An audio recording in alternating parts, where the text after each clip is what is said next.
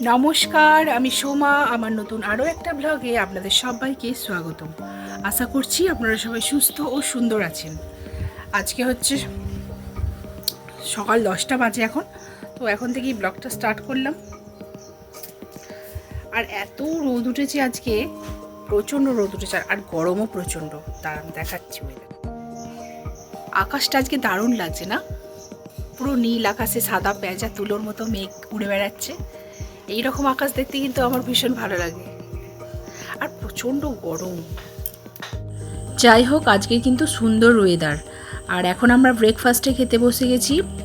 কলেজশুটির কচুরি নয়, এটা দোকান থেকে কেনা হচ্ছে কচুরি আর মিষ্টি মিষ্টি ঘুগনি, আর সাথে আছে একটা করে রসগোল্লা আর ডিম সেদ্ধ। তো তারপরেই চলে এলাম কিচেনে কুটনো কুটে নিয়েছি। তো এখানে আমি পটল, আলু আর সব রকম মশলা, যেগুলো পেঁয়াজ, আদা, রসুন, এইগুলো কুটেছি। তো আজকে একটু বানাবো হচ্ছে পনিরের তরকারি পটল দিয়ে। তো সেই জন্য পনিরটাকে প্রথমে একটুখানি পিস পিস করে কেটে নিচ্ছি। তো আমি এখানে চৌকো চৌকো পিস করে কেটে নিলাম। তো এখন এটাকে আমি ভেজে নেব।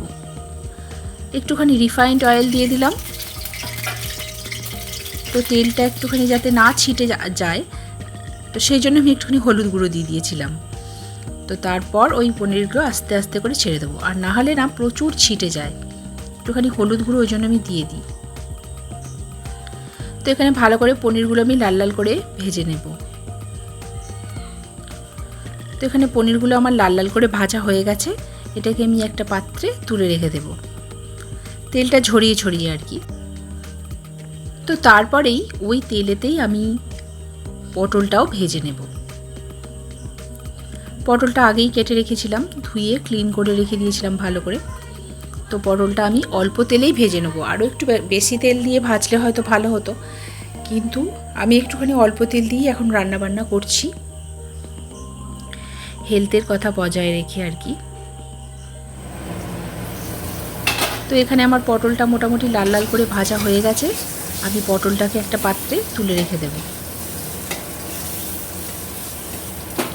আর পটলটা থেকে যে তেলটা আছে অবশিষ্ট, তো ওই তেলেই আমি আলুটা ভেজে নেব। তো আমি আর এক্সট্রা করে তেল দিচ্ছি না। আর আলুগুলো আমি সিদ্ধও করিনি প্রেসার কুকারে, জাস্ট এমনি চন্দ্রমুখী আলু, তো সেই জন্য আমি এমনি ভেজে নিচ্ছি। একটুখানি নুন আর হলুদ গুঁড়ো দিয়ে ঢাকা দিয়ে দেব।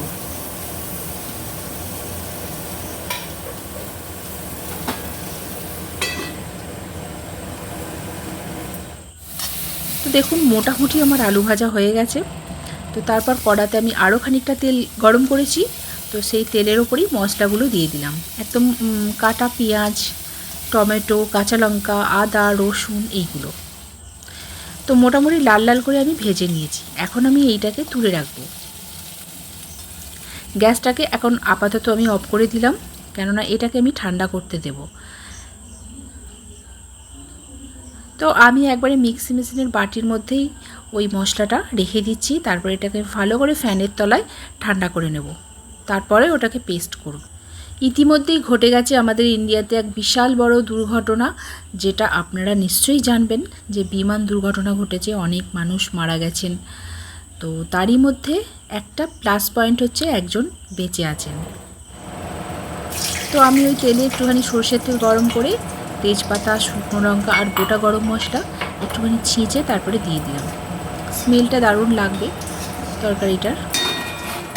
তো আলুগুলো যেহেতু আমার সেদ্ধ নেই, তাই জন্য ভাবছিলাম আলুগুলোকে কষিয়ে নিই। তো আলুগুলো দিয়ে দিয়েছি, দিয়ে আমি যা যা গুঁড়ো মশলার আগে ওই লঙ্কা গুঁড়ো, হলুদ গুঁড়ো, জিরে গুঁড়ো, ধনে গুঁড়ো, ওগুলো দিয়ে একটুখানি কষতে দিয়েছি। দিয়ে এদিকে ঠান্ডা হয়ে গেছে আমার মশলাটা। এই মশলাটা আমি এখানে গ্রাইন্ড করে নিচ্ছি। তো গ্রাইন্ড করা হয়ে গেছে, দেখুন কালারটা হচ্ছে এরকম এসেছে, একদম মিহি হয়ে গেছে। আর এখানে যেখানে আলু কষানো হচ্ছে, ওর ওপরেই আমি মশলাটা দিয়ে দেব, দিয়ে ভালো করে কষিয়ে নেব। আলুটা প্রায় অর্ধেকটা সিদ্ধ হয়েছে, এখনও অর্ধেকটা বাকি আছে। আমি এই পুরো পেস্টটাই দিয়ে দিলাম, দিয়ে ভালো করে কষিয়ে নেব। আমার কষাতে বেশিক্ষণ টাইম লাগবে না, কেননা আগেই আমি ভেজে নিয়েছিলাম মশলাটা। তো সেই জন্য যতক্ষণ টাইম লাগে ততক্ষণ ধরে একটুখানি কষিয়ে নেব। আর ওপর থেকে আমি পটলগুলোও দিয়ে দেব আলুর ওপর, দিয়ে পটলগুলোকে সঙ্গে করে নিয়েও একটুখানি কষিয়ে নেব। তো এখানে পটলের আলু কষানো হয়ে গেছে, তো আমি পরিমাণ মতো জল দিয়ে দিয়েছি, দিয়ে এখন এটা ফুটতে থাকবে। তো কিছুক্ষণ ফুটে আসার পর আমি পনিরগুলো দিয়ে দিলাম, দিয়ে পরিমাণ মতো নুন চিনি সেগুলো তো দিয়েইছি, দিয়ে ভালো করে একটুখানি ফুটিয়ে নেব। আর ওপর থেকে নামানোর আগে একটুখানি ঘি ছড়িয়ে দেব, তাতে করে কিন্তু তরকারিটা স্মেলটা দারুণ আসবে। তো এই যে আমার পটল পনিরের তরকারি। আর এখন ইভিনিংয়ে চলে এসেছে মুচমুচে ফুচকা তেঁতুল জল।